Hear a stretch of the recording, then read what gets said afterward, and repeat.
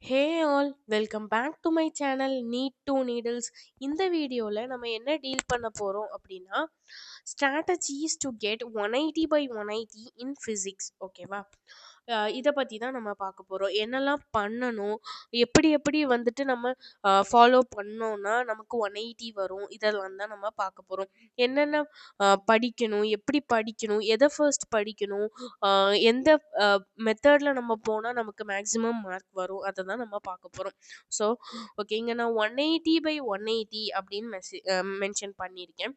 So நிறைய பேருக்கு நினச்சிப்பீங்க இந்த வீடியோ பார்த்து இதை ஃபாலோ பண்ணாலே போதும் நமக்கு 180 by 180 வந்துடும் அப்படிங்கிறது நிறைய பேரோட தாட்ஸாக இருக்கும், எனக்கு தெரியுது.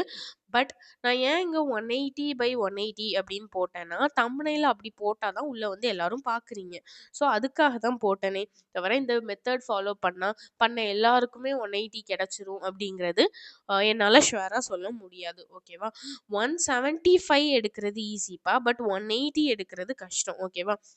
நான் ஷுவராக சொல்லுவேன், இந்த ஸ்டெப்ஸை ஃபாலோ பண்ணிங்கன்னா 175 வரைக்கும் கொஞ்சம் கஷ்டப்பட்டா எடுத்துடலாம். But getting 180 is in your hand. ஓகேவா?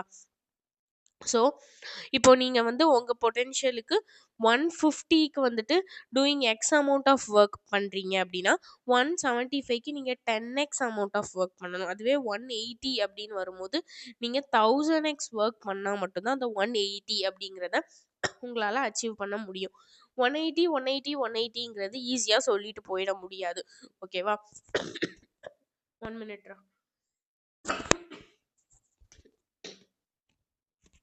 ஓகே, 180 எல்லாருமே 1 மினிட்ரா.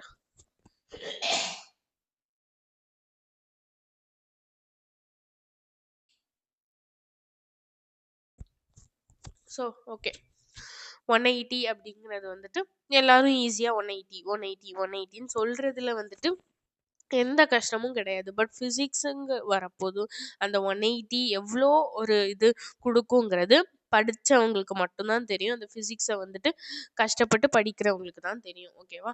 ஸோ வந்துட்டு 175 வரைக்கும் ஈஸியாக இருக்க ஸ்டூடெண்ட்ஸ்க்கு கூட 180ங்கிறது கஷ்டமாக தான் இருக்கும். நான் வந்துட்டு என்ன சொல்ல வரேன்னா 180 வந்துட்டு அச்சீவ் பண்ணவே முடியாது அப்படி நான் சொல்லவே வரல. ஸோ கொடுக்குற இன்புட் வந்துட்டு அதுக்கு எனார்மஸாக கொடுத்தா மட்டும்தான் அந்த 180 வரப்போகுது. ஸோ இதை பார்த்துட்டு இதை ஃபாலோ பண்ணிட்டு 180 வரல அப்படின்னு என்ன யாரும் வந்து கேட்காதீங்க. 175 வரைக்கும் தாராளமாக இதை ஃபாலோ பண்ணால் மட்டுமே வரும். பட் 180 வந்துட்டு உங்கள் கையில் தான் இருக்குது. ஓகேவா? ஸோ ப்ரொசீட் பண்ணலாமா? First steps to follow. இந்த ஸ்டெப்ஸ் இதே மாதிரி ஃபாலோ பண்ணிட்டு வாங்க, மிஸ்மேட்ச் பண்ணி பண்ணாதீங்க. ஓகேவா? ஃபர்ஸ்ட் ஸ்டெப் பொறுத்த வரைக்கும் ஒரு லெக்சரை ஃபுல்லாக கவனிங்க. ஓகேவா? அது மேபி உங்களோட யூடியூப் லெக்சர்ஸாக இருக்கலாம், ஆர் கிளாஸாக இருக்கலாம், உங்களோட கோச்சிங் இன்ஸ்டியூட்டில் வர இதாக இருக்கலாம். ஓகேவா? நிறைய பேர் என்ன பண்ணுறீங்க அப்படின்னா, நானும் அப்படி தான் பண்ணியிருந்தேன். கிளாஸஸ் போயிட்டுருக்கும் போது, அதுவும் வந்துட்டு ஆஃப்லைன் கிளாஸாக இருக்கும் பட்சத்தில், ஆன்லைனை விட்டுருவோம், ஆன்லைனும் அப்படி தான், ஆன்லைன் அண்ட் ஆஃப்லைன் ரெண்டுமே வச்சுக்கலாம். ஓகேவா? கிளாஸஸ் போயிட்டுருக்கும் போது வந்துட்டு ஃபிசிக்கலி ப்ரெசன்ட் மென்டலி ஆப்சென்ட் தான். மோஸ்ட் ஆஃப் த ஸ்டூடெண்ட்ஸ் அப்படி தான் பண்ணுறீங்க. கிளாஸ் ஒருத்தர் எப்படியோ இருந்து கத்திட்டு இருப்பாரு, நம்ம இங்கே நம்ம வேலையை பார்த்துட்டு இருப்போம். அப்படி தான் வந்துட்டு நிறைய ஸ்டூடெண்ட்ஸ் பண்ணுறீங்க. அவங்களோட தாட்ஸ் என்னவா இருக்குது அப்படின்னா, போய் இதுவே வந்துட்டு ஒரு கிளாஸ் இல்லை கோச்சிங் இன்ஸ்டியூட்டில் படிக்கிறவங்களோட தாட்ஸை சொல்கிறேன். இங்கே எதுக்கு இருந்து கிளாஸை கவனிச்சிட்டு இருக்கணும். அப்போது வந்துட்டு என்ன பண்ணுவீங்க, அன்றைக்கி ஒரு ஆஃப்டர்நூன் ஒரு டெஸ்ட் இருக்கும், அதுக்கு புக்கை கீழே வச்சு படிச்சுட்டு இருப்பீங்க. நிறைய பேர் அப்படி தான் பண்ணுவீங்க. நீங்கள் அன்னையோட டெஸ்ட்டை தான் வந்துட்டு மோட்டோவாக எடுத்துக்கிறீங்களே தவிர, அந்த கிளாஸில் நம்ம என்ன கற்றுக்க போகிறோம் அப்படிங்கிறத யாருமே யோசிக்கிறதே இல்லை. உங்களுக்கு பேர்டன் மேலே பேர்டன் நீங்கள் தான் ஏற்றிட்டு இருக்கீங்க. ஓகேவா? அந்த கிளாஸை கவனிச்சாலே போதும், உங்களுக்கு ஸ்டடி டைமில் ஒரு 2 ஹார்ஸ் கிட்ட நீங்கள் மிச்சம் பண்ணலாம். அது யாருக்குமே இங்கே தெரியறதில்ல. வந்துட்டு அன்னையோட எக்ஸாமில் நான் நல்லா மார்க் வாங்கணும் அப்படிங்கிறதுனால கிளாஸஸ் போயிட்டு இருந்தாலும் வேறு சப்ஜெக்ட்ஸ் இருந்து படிச்சுட்டு இருக்குது. இது வந்துட்டு ஆஃப்லைன் கிளாஸஸ்க்கு நல்லாவே பொருந்தும். யூடியூப் பார்த்து படிக்கிறவங்களுக்கு யூடியூப் வந்து இந்த 10xல வச்சு பார்க்குறது, 2xல வச்சு பார்க்குறது, 5xல வச்சு பார்க்குறது, இதெல்லாம் வந்துட்டு யூடியூப் ஸ்டூடெண்ட்ஸ் பண்ணுவீங்க. ஓகேவா? யூடியூப் பார்த்து படிக்கிற செல்ஃப் ஸ்டடி ஸ்டூடெண்ட்ஸ் பண்ணுவீங்க. இதெல்லாம் தயவு செய்து விட்டுருங்க. ஓகேவா? ப்ராப்பரா லெக்சர ஒரு 2 ஹார்ஸ் வீடியோவா இருக்கலாம், 5 ஹார்ஸ் வீடியோவா இருக்கலாம், ஒன் ஷாட்டா இருக்கலாம், ஆம், ஒரு டாபிக்கா எடுத்திருக்கலாம். ஓகேவா? என்னவா இருந்தாலுமே இவ வந்து யூடியூப் ஸ்டூடெண்ட்ஸ்க்காக சொல்றேன். கிளியரா பாருங்க. கிளியரா நோட்ஸ் எடுங்க. கிளாஸ எவ்ளோ அட்டென்டிவா கவனிக்கிறீங்களோ, அவ்ளோ மார்க்ஸ் உங்களுக்கு வந்துட்டு வரும். உங்க டைமும் சேவ் ஆகும். ஓகேவா? ரொம்ப பர்டன் ஏத்திக்க வேண்டிய அவசியம் இருக்காது. ஆஃப்லைன் ஸ்டூடெண்ட்ஸ பொறுத்தவரைக்கும், ஆம், என்ன சொல்ல வரேன் அப்டின்னா, கிளாஸஸ கவனிங்க. பக்கத்துல இருக்கவங்க என்ன வேணாலும் பண்ணிட்டு போட்டும். நீங்க கிளாஸ கவனிங்க. கிளாஸ எவ்ளோ டெப்த்தா கவனிச்சுட்டு வரீங்களோ, அவ்ளோத்துக்கு அவ்ளோ வீட்டுக்கு வந்து உங்களோட ஹாஸ்டல் போய் ஸ்டடி டைம்ல வந்துட்டு உங்களுக்கு ஆம், பர்டன் கம்மியா இருக்கும். ஓகேவா? ஃபர்ஸ்ட்டு லிசன் டூ த லெக்சர்ஸ் கேர்ஃபுல்லி. அதான்ப்பா ஃபர்ஸ்ட்டு பிரைம் இது. ஒரு நாள் கூட இந்த இன்னொன்னுப்பா அது வந்து என்னன்னா 2:00 வரைக்கும் இருந்து அடுத்த எக்ஸாம்க்கு படிக்கிறது. 3:00 வரைக்கும் இருந்து படிக்கிறது. அதுக்கப்புறம் கிளாஸ்ல போய் இருந்து தூங்குறது. இத தயவு செய்து யாரும் பண்ணாதீங்க. நல்லா தூங்குங்க. ஒரு 11 டூ 5:00 வரைக்கும் நல்லா தூங்குங்க. ஓகேவா? ஆ இந்த 2 ஹார்ஸ் ஸ்லீப்பு, 3 ஹார்ஸ் ஸ்லீப்பெல்லாம் தயவு செய்து விட்டுருங்க. அது லாங் ரன்னுக்கு ரொம்ப ரொம்ப கஷ்டம். ஓகேவா? ஒரு 2 நாள், 1 நாள் எக்ஸாம்க்கு முந்தின நாள் ஓகே.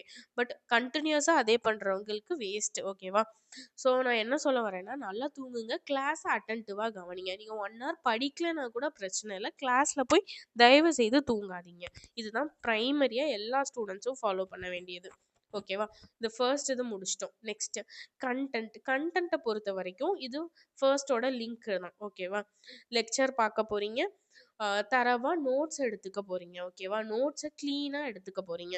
ஸோ அந்த கிளீனான நோட்ஸ வச்சு தான், நீட்டான நோட்ஸ வச்சு தான், ஃபுல் ஃப்ளெஜ்டு நோட்ஸ வச்சு தான் நீங்க கன்டென்ட்ட கிராப் பண்ண போறீங்க. ஓகேவா?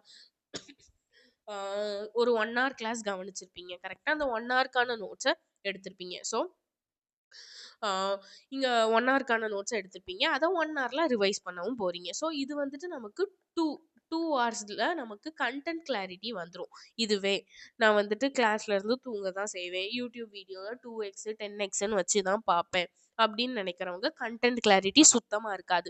அதுக்காக நீங்க படிக்கும்போது மறுபடியும் அந்த வீடியோவ பார்த்து படிக்கிற மாதிரி தான் இருக்கும். ஸோ அது இன்னுமே உங்களுக்கு டைம் வேஸ்டேஜ் தான். 2 ஹார்ஸ்ல முடிக்க வேண்டிய வேலைய 5 ஹார்ஸ்க்கு இழுத்துட்டு போறது யாரு? நீங்க தான். ஓகேவா? ஸோ அத அப்படி பண்ணாதீங்க. இன்னொரு விஷயம் என்னன்னா, யூடியூப் வீடியோஸ் பார்க்கும்போதே ஸ்கிரீன்ஷாட் எடுத்து வச்சுக்கிறது. அது என்ன பழக்கம்னே எனக்கு புரியல. அந்த ஸ்கிரீன்ஷாட்ட தயவு செய்து விட்டுருங்க. பென் எடுங்க, பேப்பர் எடுங்க, நோட்ஸ தரோவா எழுதுங்க. ஓகேவா?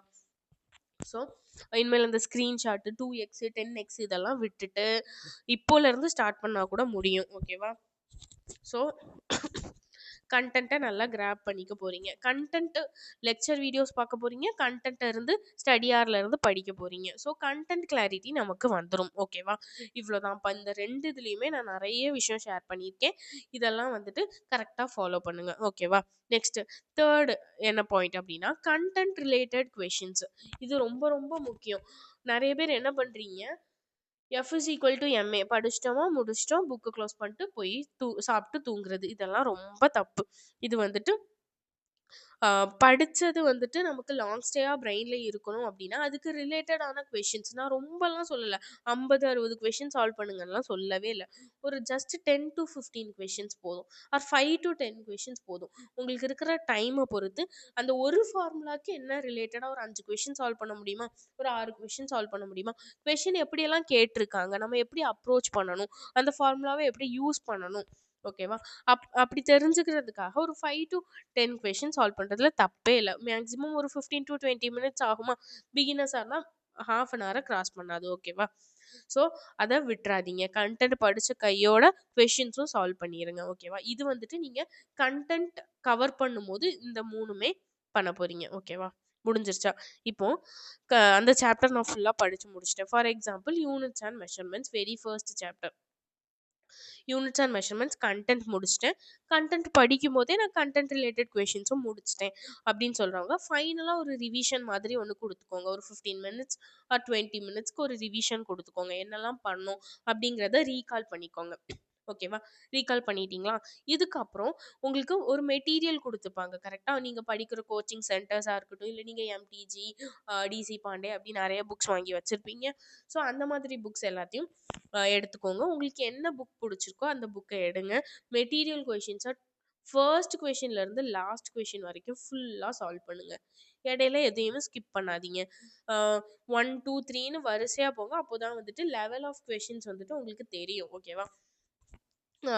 ஈஸி டு டிஃபிகல்ட் இன்க்ரீஸ் ஆயிருக்கும். நான் லாஸ்ட்ல இருந்து தான் வருவேன். டிஃபிகல்ட் கொஷின்ல இருந்து தான் சால்வ் பண்ணுவேன். நான் பெரிய ஆளு, எனக்கு எல்லாம் தெரியும்னு நினச்சிட்டு பண்ணீங்கன்னா உங்க கான்ஃபிடன்ஸ் பிரேக் ஆகும். ஓகேவா?